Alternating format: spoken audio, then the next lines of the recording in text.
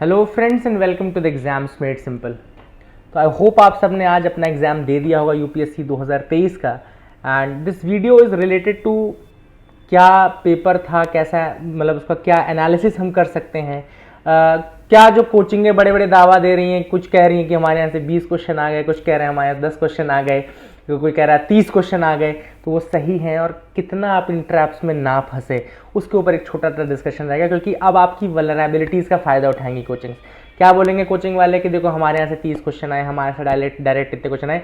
मैं आपको गारंटी दे रहा हूँ जो क्वेश्चन आए हैं कोचिंगों से, जो भी है वो आप सबको बन रहे थे ऑलरेडी। अगर आप कहीं कोचिंग नहीं करे होते तो भी आपसे वो बन जाते। 1833 का चार्टर एक्ट अगर कोई पूछे और कोई कोचिंग बोले कि यार मेरे यहाँ से आया था, तो ये बहुत ही बड़ा मतलब कहना चाहिए एक तरह से बेवकूफ़ी होगी, क्योंकि जो तैयारी नहीं भी कर रहा है उसको भी ये चीज़ पता है। कुछ लोग, आज मैंने देखा एक वीडियो, वो कह रहा था कि प्रिजन वाला क्वेश्चन हमारे यहाँ से आया। अब उसने क्या पढ़ाया था, कहीं एक जगह बता दिया था उसने कि प्रिजन एक स्टेट सब्जेक्ट है। मैं कह रहा हूँ कि कोई तैयारी नहीं भी कर रहा तो वाकई उसको पता होगा कि प्रिजन स्टेट सब्जेक्ट है। लेकिन क्वेश्चन किस तरीके से आए थे यूपीएससी ने, क्या ये पेपर वाकई यूपीएससी को एक one of the toughest examination बनाता है, तो मैं आपको बोलूँगा यस ये बनाता है। लेकिन यूपीएससी इसमें जो ये पैटर्न यूपीएससी अपने आप को टफेस्ट कर रहा है या बोल रहा है कि मैं सबसे ज़्यादा कठिन पेपर बना सकता हूँ, डेफिनेटली आप बना सकते हैं क्योंकि सोर्सेज अनलिमिटेड हैं और जो स्टूडेंट्स उनकी कैपेसिटी लिमिटेड है। ऊपर से आपने एलिमिनेशन का कोई मौका नहीं दिया, तो मुझे मेरे हिसाब से ये एक्चुअली उन लोगों के साथ गलत हो रहा है जो अच्छी तैयारी करते हैं, जो अच्छे स्टूडेंट्स हैं। क्या होता है कि ऐसे पेपर्स में क्या होता है ना कि ये पूरा लक बेस्ड एग्जाम हो गया है ना। जैसे सपोज करो मैं आपको एग्जांपल देता हूँ, झेलम का एक क्वेश्चन आया था कि झेलम वुलर लेक पे जाके मिलती है, ठीक है ना, एक क्वेश्चन है, उससे पास होती है। तो अगर आप एनसीईआरटी पढ़े तो स्टेटमेंट दिया हुआ है। जब मैंने क्लास ली थी तो मैंने भी ये चीज़ पढ़ाई हुई थी। लेकिन अब आप उसमें 4 स्टेटमेंट है, कोलेरू लेक का स्टेटमेंट था, उसमें कंवर लेक का स्टेटमेंट था। हर चीज़ एक जगह दी नहीं है पहली चीज़ तो, और कोई भी व्यक्ति अपने से गेस करके नहीं बता सकता कि इसमें मैं पूरे इंडिया की सारी लेक्स का आपको बता दूं कौन सी नदी कहाँ बनती है, कैसे मिलती है ना, वो आप कर भी नहीं सकते। तो इस तरीके की चीज़ें जो आई थी पेपर में, ये क्या करते हैं कि क्वेश्चन को, और दूसरा आपने एलिमिनेशन हटा दिया, तो उससे होता क्या है कि जो अच्छे स्टूडेंट हैं जिनको 2 स्टेटमेंट 3 स्टेटमेंट आ भी रहे हैं, सिर्फ एक स्टेटमेंट कारण फिर उनको ये पूरा क्वेश्चन एक तरीके से तुक्का हो गया है ना। सपोज करो मुझे 3 स्टेटमेंट पता है बट चौथे के बारे में मुझे कुछ नहीं पता। अब एलिमिनेशन है नहीं, उसमें पूछ रहा है 1 करेक्ट, 2 करेक्ट, 3 करेक्ट, 4 करेक्ट, तो 3 करेक्ट की भी उतनी ही प्रॉबिलिटी है जितनी 4 करेक्ट की प्रॉबिलिटी है। तो अब आपने क्या किया, चौथे स्टेटमेंट के बारे में आपको नहीं भी पता था तो भी आपने तुक्का मार दिया और उसके बाद वो गलत हो सकता है हो जाए। लेकिन आप वहीं पे कोई दूसरा स्टूडेंट है जिसको 3 स्टेटमेंट नहीं पता थे, उसने खाली आंख मूंद करके 4 मारा है तो भी उसको सही हो जाएगा, है ना। तो ऐसे में क्या होता है, ये जाती होती है उनके साथ जो तैयारी अच्छी करते हैं, जो मतलब साल भर अपना देते हैं कंटेंट को। अब क्या रहता है एक और इसके साथ, ऐसे पेपर्स में क्या प्रॉब्लम है, ऐसे पेपर्स में सबसे बड़ी प्रॉब्लम ये होती है कि आपको अपने इंप्रूवमेंट का स्कोप नहीं पता चलता। जैसे फॉर एग्जांपल सपोज करो आपका नहीं होता है सिलेक्शन, तो आप ये नहीं बोल सकते कि मैं अपनी तैयारी में क्या चेंज करूंगा, है ना। अगर आपको चलो एक सेक्शन होता कि पॉलिटी नहीं बना होता या इकोनॉमी नहीं बना होता, जियोग्राफी नहीं बना होता, तो आपको एटलीस्ट पता होता कि ये सेक्शन मेरे से नहीं बना है, मेरे को इसमें वर्क करना है।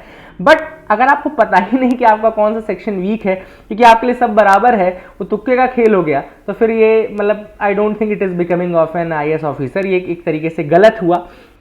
एंड जो लोग तैयारी कर रहे हैं, हाँ ठीक है, ये चीज़ आपको मैं ज़रूर एक सजेशन दूंगा कि जो कोचिंगे आपसे 1.5 लाख, 1 लाख, 2 लाख, 3 लाख टेस्ट सीरीज के नाम पे 25,000, 50,000 ऐसा वसूलती हैं, उनसे थोड़ा सा दूर रहिएगा, उनके ट्रैप्स में मत फंसिएगा। ये कहीं ना कहीं लक बेस्ड होता जा रहा है यूपीएससी। और दूसरी चीज़ ये एक वही वाली बात है कि इसमें फैक्चुअलिटी को इतना ज़्यादा प्रेफरेंस दे दिया गया ना कि जो इसका कोर था, जो इसका क्रक्स था, वो मिस कर रहा है यूपीएससी अब, है ना।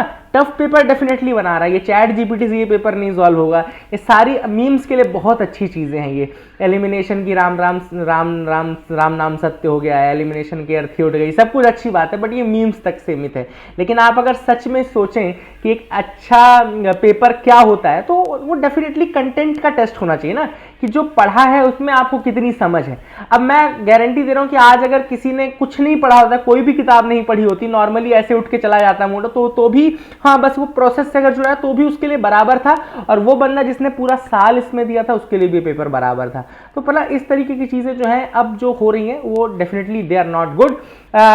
कुछ लोग कट ऑफ का बोल रहे थे, कट ऑफ कितना है, तो देखो लास्ट ईयर भी कट ऑफ 88 मार्क्स गया था। अगर आपने देखो फाइनल आंसर के आने पे अभी रिजल्ट आया था तो 88 मार्क्स गया जनरल कट ऑफ, मैं जनरल कट ऑफ की बात कर रहा हूँ।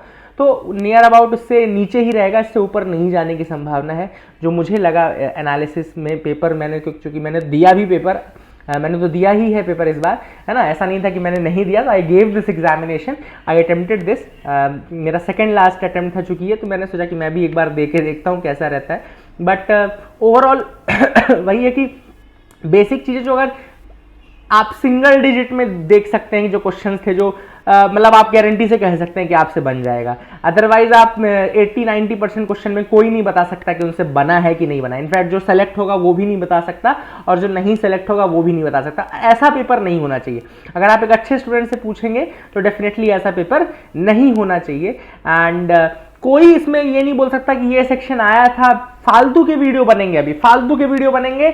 आप देख के सिर्फ अपना दिमाग खराब करोगे। लोग क्वेश्चंस लिखेंगे कि 15 question polity, 15 question economy, 10 question current affairs, 15 question यहाँ के, सब फालतू की बातें हैं।